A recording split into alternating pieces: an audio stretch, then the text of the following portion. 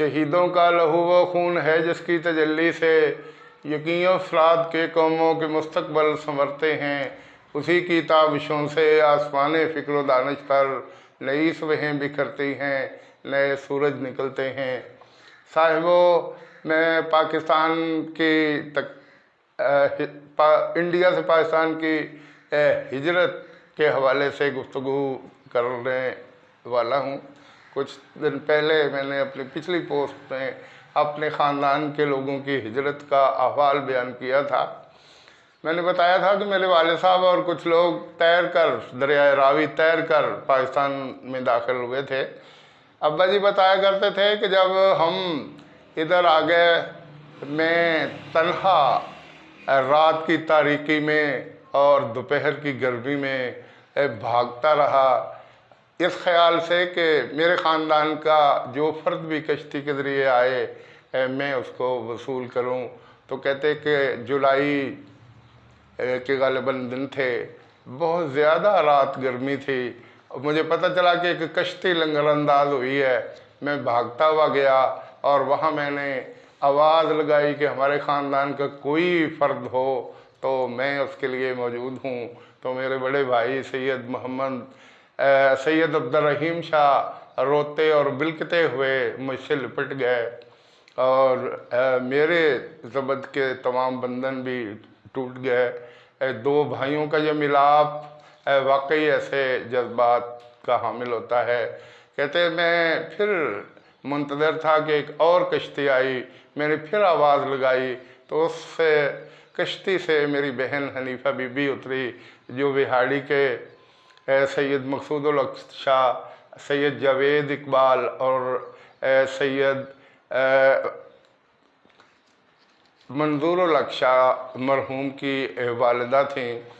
वो रोती बिलखती मेरे गले लग गईं और इन्हीं गमों के लम्हात में उसने बताया कि हमारी वो कश्ती जिसमें अम्मी जान, हमारी बहनें और उनके बच्चे थे, वो कश्ती डूब गई है।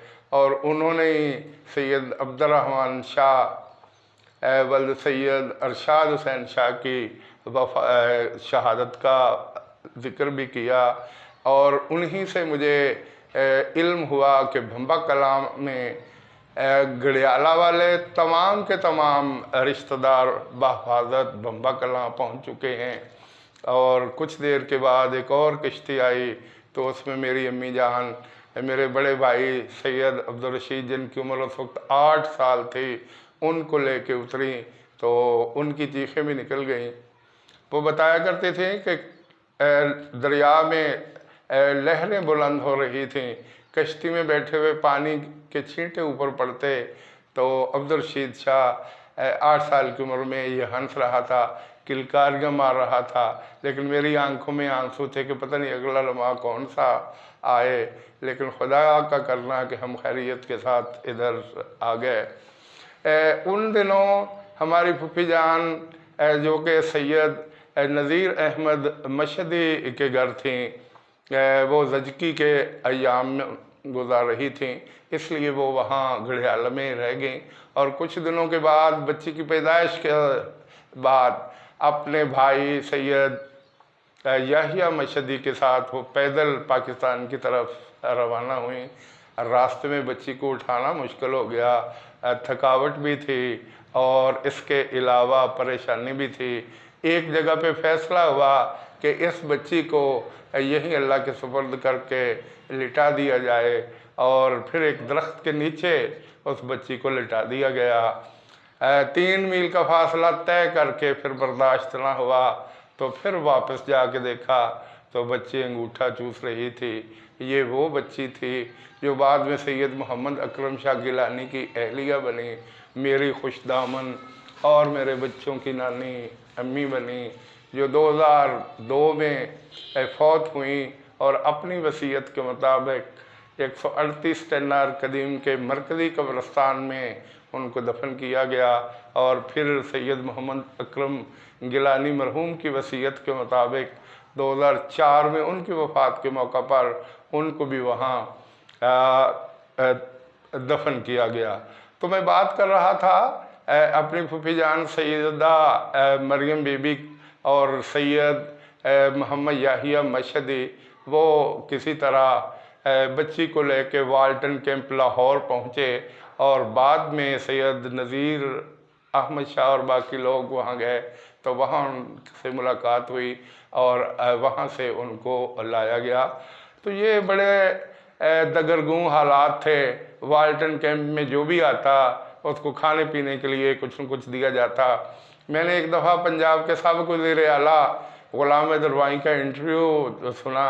कहते मैं भी वाल्टन कैंप में आया, चावल तकसीम हो रहे थे और कोई चीज़ ऐसी नहीं थी जिसमें चावल डलवाता।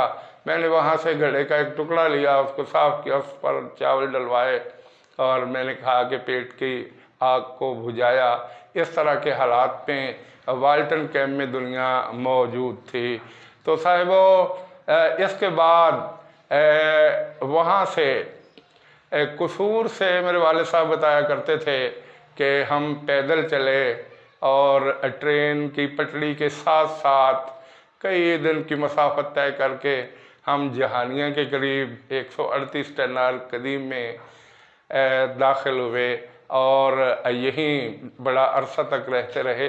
अम्मी बताया करती थी कि रास्ते में हमने बेगोरो कफन लाशें देखी जिनको कुत्ते और कौवे नोच रहे थे और इस तरह ये मुसलमानों की तज़लील व तौहीन हो रही थी। अब्बा जी कहा करते थे कि काश ऐसा ना होता, हम इंडिया में बड़े सुकून के साथ रहा करते थे। वो सिख और वो हिंदू जो हमारे हमसायगी में रहते थे, हम उन पे जान देते थे, वो हम पे जान देते थे, लेकिन हालात ऐसे हो रहे थे कि वो हमें गाजर मूली की तरह काट रहे थे और जान हथेली पे रख के वहाँ से निकलते हुए जो जज्बात थे, जो एहसासात थे, वो अल्फाज में बयान करना मुश्किल हैं। तो वो 138 टनार में गुजारा अलाउंस के तहत ज़मीनें अलाट हुई। मेरे अब्बा जी को जो मकान मिला वो बाद में वो फ़रोख्त करके 102 टनार चले गए।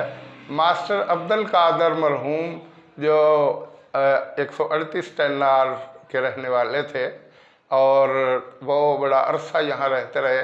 मेरे वाले साहब वो मकान उनको फ़रोख्त करके 102 टनार चले गए और 102 टनार में लंबी ज़िंदगी गुजार के 2003 में वो फौत हुए। तो मैं ज़िक्र कर रहा था कि अहले पाकिस्तान, हमारे ख़ानदान के साथ साथ बहुत से और लोगों ने भी हिजरत की। मेरे चचा सैयद अब्दुल हक शाह साहब, उन्होंने दूसरी जंग अज़ीम जर्मन और बर्मा के महाज पे लड़ी। वो बड़े मशाक निशानाबाज थे। वो गांव मलिया में रहा करते थे। उनके पास 303 की एक बंदूक थी और वो उसी के सहारे अपने पूरे गांव को बाहिफाजत दरिया के पुल के ज़रिए निकाल के ले आए थे और इस तरह वो लोग बड़े सुकून के साथ पहुँचे। बहरहाल हर जगह पे दुख, तकलीफ़ और कत्ल गारत देखने को मिली। तभी तो अख्तर शुमार ने कहा था, वर्क वर्क पे लकीरें हैं खून ताज़ा की, लिखी गई है लहू से किताब आज़ादी, शुमार कायद के हौसले को सलाम, किया है जिसने मुरत्तब निसाब आज़ादी। मैं इन्हीं अल्फाज पर अपनी गुफ्तगू को समेट रहा हूँ। वस्सलाम।